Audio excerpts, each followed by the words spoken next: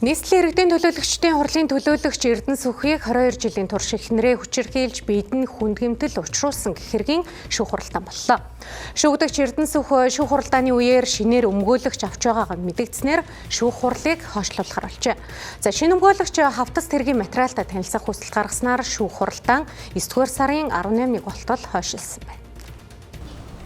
Баянгол хан уул сонгон арган дүүргийн эрг үергийн анхан шатны шүүхийн тойргийн шүүхээс шүүх хуралдааныг 9-р сар хүртэл хойшлуулах шийдвэр гаргасан юм. Хохирогч талынхын шүүх шийдвэрийг хэд удаашруулж байгаад гомдолтой байгаа илэрхийллээ. Манай эцгийн тал удаа дараа ингэж албаар худал зүйл яриад ингэж хойшлуулад байгаа. Одоо ерөөсөн ингэж хойшлуулах дундаа одоо голд нь ингэж сар сараар хойшлуулад голд нь одоо бид нарыг дарамтлах, шахаанд оруулах, байдалд оруулах, удлаа мэдээлэл тараах. Одоо тэр хараа энийг л юу ч болоогүй юм шиг.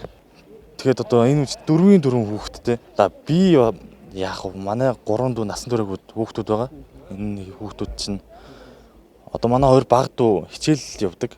Одоо айлах боловсролтод анхаарч игээл аль болох сайн сургууль явуулчих гээл 1-р ангиас нь явуулсан чинь одоо сургалтын төлбөрийг нь ч өгөхгүй. Ямар ч хамаагүй маягаар юм яриад.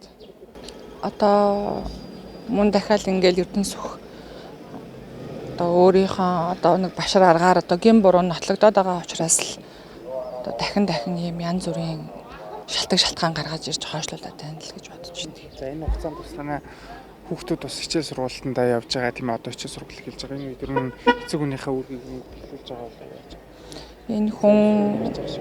Энэ хүн одоо нодлонгийн 9 сараас хойш болвол хүүхдүүдтэй ямар нэгэн байдлаар яг эцэг хүнийхээ үргийг биелүүлсэн юм бол байхгүй.